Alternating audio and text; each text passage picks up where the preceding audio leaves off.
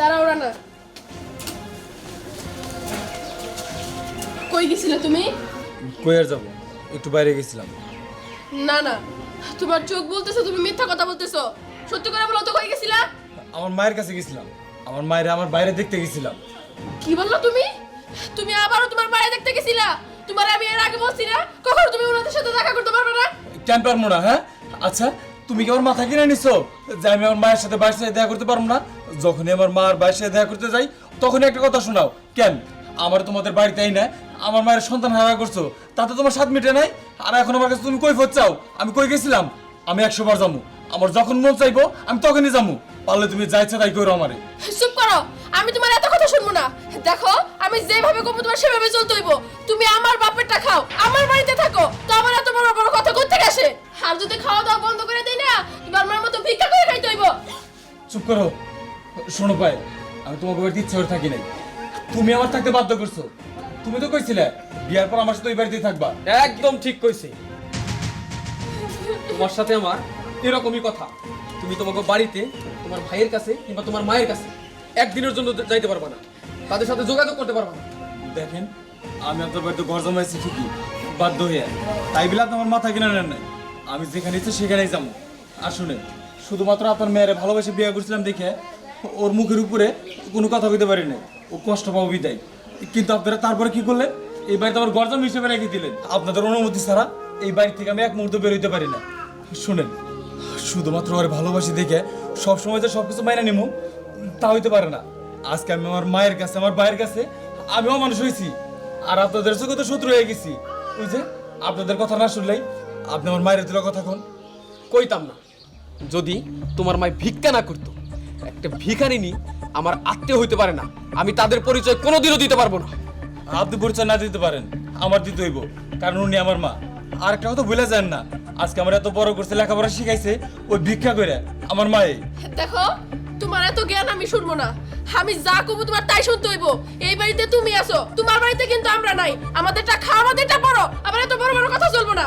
হ, তা তুমি ঠিকই কইছো। তোমাকে বাড়িতে থাকি, তোমাকে বাড়িটা খাই।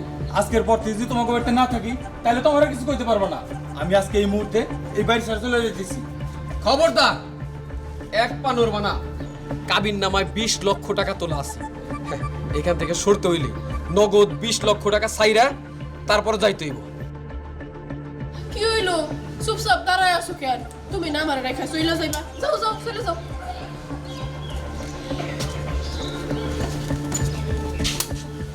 মারে একটা কথা মনে রাখিস, এই জামাই কিন্তু টাইট দ্বারা হন লাগবে। ওই যেমন তোর মায় আমারে টাইট দিয়ে রাখছে, ভুলা যাস না এই বাড়িতে আমিও কিন্তু একজন ঘর জামাই। হইছে আব্বা, আমি তোমার মেয়ে না, আর শেখাই দিতে হইব না। কিভাবে সবকিছু ম্যানেজ করতে হয় এটা আমার জানা আছে। যাও, তুমি তোমার কাজে যাও। আচ্ছা ঠিক আছে। আব্বা যা কইছে আমার তাই শুনতে হইব। রানারে আমি ভালোবাসি, ওই তোমার হাতের কবজায় রাখতে হইব।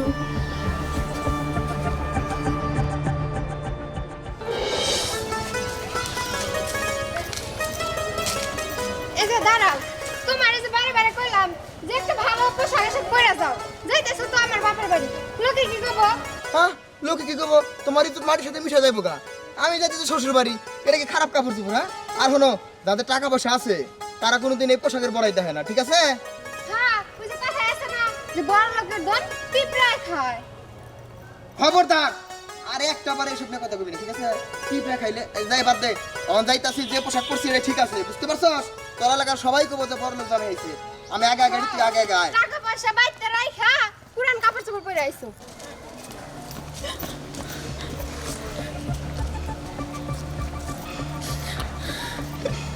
কি হলো? তুমি এমনি পাগলের মতো হাসতাছো কেন? হাসতাছি কেন জানো?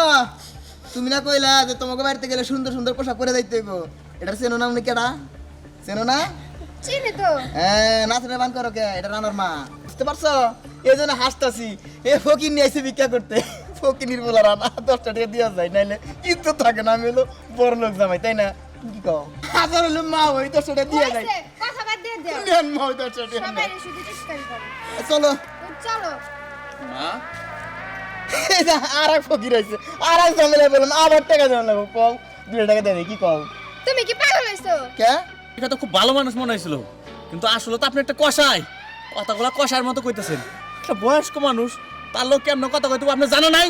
সে তো কে ফকিনির বলা হ্যাঁ ওই ওই বিয়াই আরেকবার ফকির বলা কবি না। বিয়াই ওনারে ছাইরা দেন এই ছাড়ো ছাড়ো বিয়াই থাকবে তুমি আসো চলো চলো এই ফকির আর ফকির কি কমু এই এই আরেকবার বিয়াই আইদা ঠিক আছে চলো পরিবর্তন বলা যাই চলো কি তো শেষ আবার মা তুমি এলাকায় আইছো কেন? তোমার না কইছি এলাকা আবা না? বাসন রে, আমার তো এগুলো মাথায় ধরে আছে কোন এলাকা। কালকে তোর পরীক্ষা ঠিক জমা দেওয়ার লাগবো। আমি পাগলের মতন হয়ে গেছি। মা তোমার আর পাগল হয়ে কইব না, আমি লেখাপড়া করব না, সাইরা দেব আমি লেখাপড়া। আরে বাসন না, এই কথা তুই আর মুখ দিয়ে বাইর করিস না। তোরে নিয়ে আমার অনেক স্বপ্ন, যে স্বপ্ন আমি রানারে নিয়ে দেখছি আমার স্বপ্ন পূরণ হয় নাই। আমি ভিক্ষা করে হইলেও তোর লেখাপড়া আমি শিখাই ছাড়বো। দরকার নাই মা আমার লেখাপড়া করার, আমি অন্য কাজ করবো। থেকে আমার কাজ করে আমি তোমার খাওয়াবো মা। না বাজার, তোর এই পরীক্ষা দিয়েও নি লাগবো।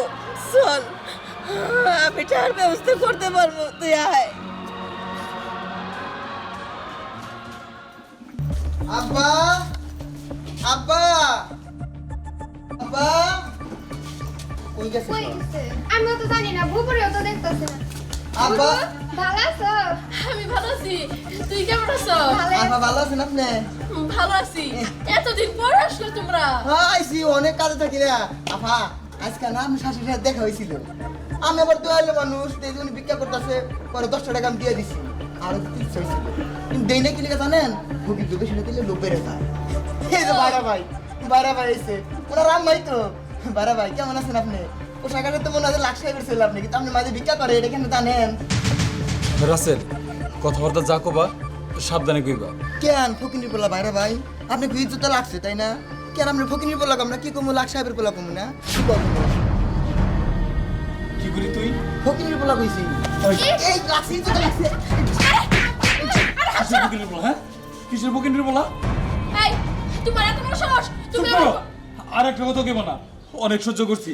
বাপ মেয়া দুইজনে মিলে আমার জীবন একদম তছনছ করে দিছো। আমি থাকবো না এই বাড়িতে আর। পারলে তোমরা যাইতে তাই করো।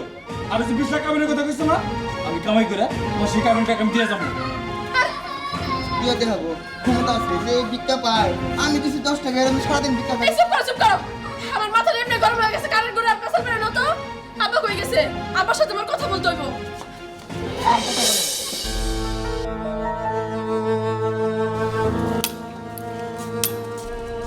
আসসালামু আলাইকুম মেয়ে। ওয়ালাইকুম আসসালাম। কিন্তু বিয়াই বিয়াই কেন? কেন, আপনি তো আমার বিয়াই হন। আমার পোলার সাথে আপনার মাইয়ার বিয়া হয়েছে না? আমার মাইয়ার বিয়া আপনার পোলার সাথে হয়েছে, এটা ঠিক আছে, কিন্তু আমি আপনার বিয়াই নই, আপনি আমার আত্মীয় নন, এই কথাটা মনে রাখবেন। এটা আপনি কেমন কথা কন? এটা কি ইচ্ছা করলে আপনি মুছে ফেলাইতে পারবেন এই সম্পর্ক? পারবেন না। আমি তো ভুলেই গেছিলাম যে সম্পর্ক আপনার ঘরে মুছে ফেলাইতে বেশি সময় লাগে না।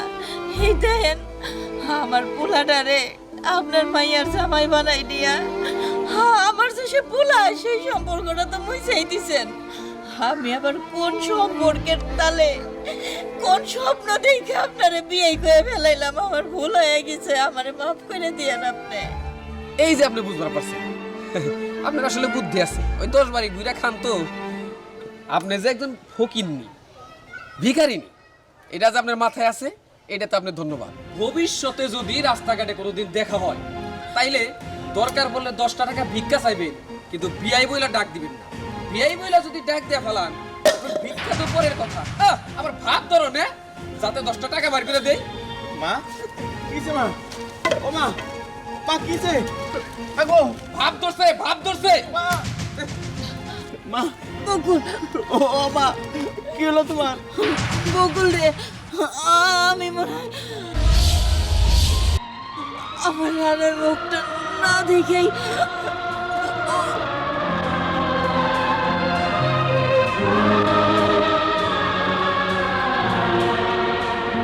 মা রানা রে, আমি তোরে অনেক ভালোবাসি। বাবা। মা মা গো গো মা, এইভাবে তুমি আমার একা রেখে চলে যেতে পারো না মা। আমিও সব কিছু ছেড়ে চলে আইছি মা, আমি তোমার কাছে একদম চলে আইছি। আমি আর কখনোই তোমার ছেড়ে চলে যাব না মা, কথা কো মা। আল্লাহ আপনার ভাই, আল্লাহ আপনার ভাই, মা মরে গেছে, মা মরে গেছে, মা।